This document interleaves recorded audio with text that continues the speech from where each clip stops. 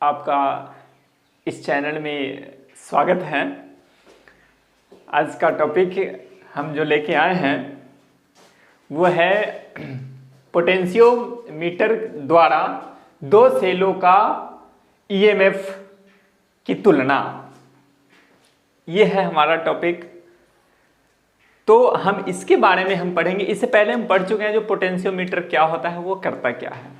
तो अब यही पोटेंशियोमीटर का यूज करके हम दो सेलों के बीच का जो ईएमएफ होता है, यानी विद्युत वाहक बल जो होता है, उसकी तुलना हम करेंगे। कैसे उसका ईएमएफ फाइंड किया जाता है, वो इक्वेशन को हम तैयार करेंगे। तो हम डायग्राम के माध्यम से आपको बताना चाहेंगे कैसे हम ये करते हैं। तो सबसे पहले हमारे पास एक कांस्टेंटन वायर हो जाएगा।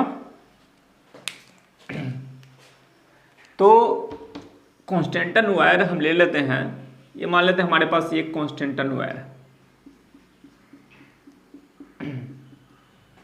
यहां से हम एक विद्युत वाहक वाला एक सेल को, बैटरी को यहाँ पे जोड़ दे रहा है। यहाँ पे एक रेजिस्टेंस RH, यहाँ से फिर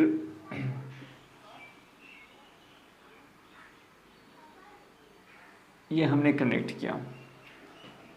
तो ये पोटेंशियोमीटर हमारे पास तैयार है। अब हम इसमें क्या करेंगे, जो एक हमें टॉपिक है हमारा सेलों की तुलना।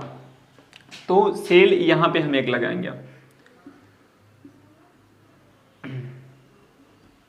सेल हम लगा दिए जिसका ईएमएफ E1 मान लेते हैं। यहाँ पे हमने एक गैल्वेनोमीटर लगाया G, और गैल्वेनोमीटर से हम कनेक्ट कर दिए इस वायर पे एक जॉकी स्विच J। अब ये जो हमारे पास जॉकी स्विच J जो लगा, इसके पैरेलल में हम एक स्केल भी हम यूज कर सकते हैं। तो पैरेलल में स्केल यूज करेंगे, वो मेजरमेंट के लिए होता है।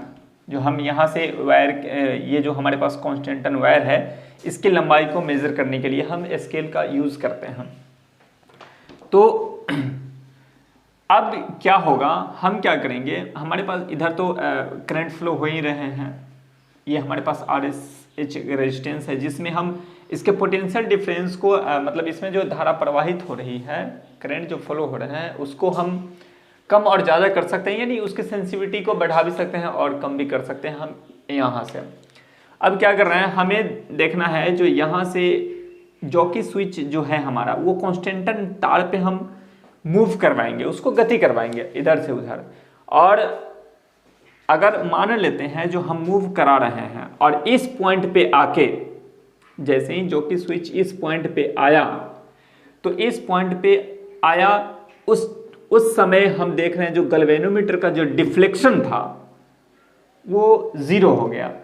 यानी जैसे ही इसका डिफ्लेक्शन 0, यानी वो डिफ्लेक्शन करना खत्म कर दिया। तो ये खत्म हो गया इसका डिफ्लेक्शन। यानी इसमें हम तब कह सकते हैं जो इसका जो इसमें जो प्रवाहित होने वाली धारा यानी करंट जो होंगे वो 0 हो जाएंगे, तभी इसका डिफ्लेक्शन खत्म हो गया पॉइंटर का, गैल्वेनोमीटर का। तो इस कंडीशन में इसका जो इस पॉइंट का जो पोटेंशियल डिफरेंस जो होंगे इस कंडक्टर का, वो ये सेल के ईएमएफ के बराबर हो जाते हैं।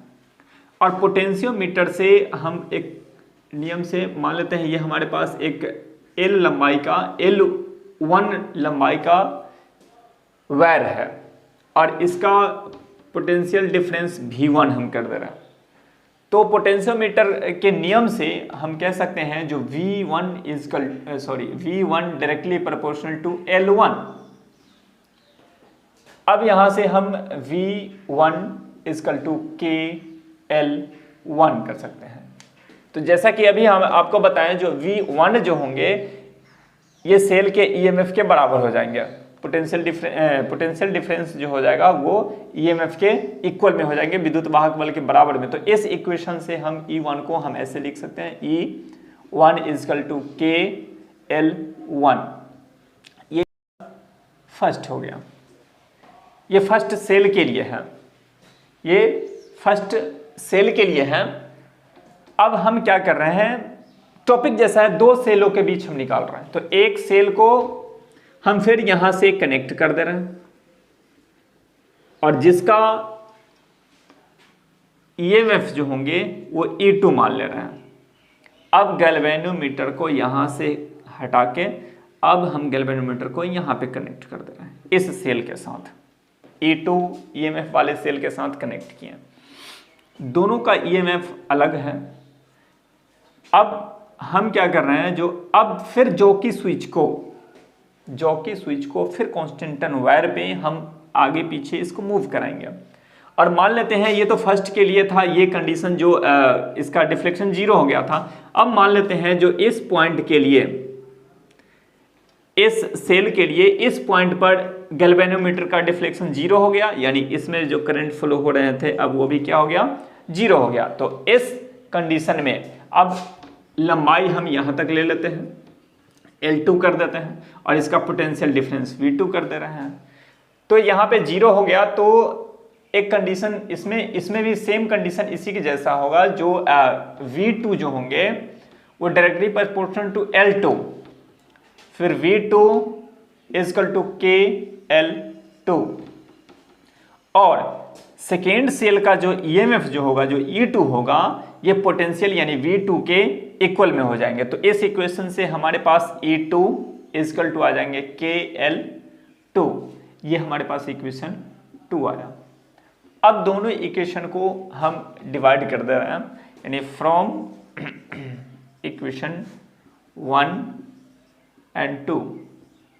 अब ये दोनों इक्वेशन से हम ले रहे हैं इक्वेशन फर्स्ट और इक्वेशन 2 से, तो E1 बाई E2, क्योंकि कंपेयर कर रहे हैं इन दोनों को, equal to KL1 by KL2। यहाँ से K और K कैंसिल हो जाएगा, हमारे पास जो इक्वेशन आएगा E1 by E2 equal to L1 by L2। ये हमारे पास ये इक्वेशन आया और ये इक्वेशन से हमें ये पता चल रहा है, जो अगर कंडक्टर की लंबाई L1 और L2 जो हमने यहाँ पे माना था, उसकी लंबाई अगर पता हो तो दोनों सेलों का ईएमएफ हम आसानी से फाइंड कर सकते हैं। तो ये था इसके कंपैरिजन। इस चीज़ में एक चीज़ सबसे बड़ी चीज़ हो जाती है ध्यान देने वाली, जो इसमें जो इसका जो ईएमएफ है सेल 1 का और सेल 2 का ईएमएफ E1 और E2 जो है, इन दोनों का ईएमएफ यहाँ जो हमारे पास जो सेल लगे हुए हैं, बैटरी लगे हुए हैं, इससे ये दोनों अलग अलग जो है इसका वैल्यू वो इससे कम ही होना चाहिए, इससे ज़्यादा नहीं होना चाहिए। ऐसा हम इसलिए बोल रहे हैं क्योंकि जब ये कम रहेगा तो हमारे पास जो ये जो यहाँ पे हमने पॉइंट नील पॉइंट जो ढूंढ रहे थे वो नील पॉइंट नहीं मिलता। तो ये था पोटेंशियोमीटर के द्वारा हम दो सेलों के बीच के ईएमएफ को फाइंड किए, कैसे हमने आपको दिखाया। जो ये इक्वेशन यहाँ पे दो सेल लगे हुए थे। आज का वीडियो अगर आपको अच्छा लगे तो लाइक और सब्सक्राइब ज़रूर कीजिएगा। धन्यवाद।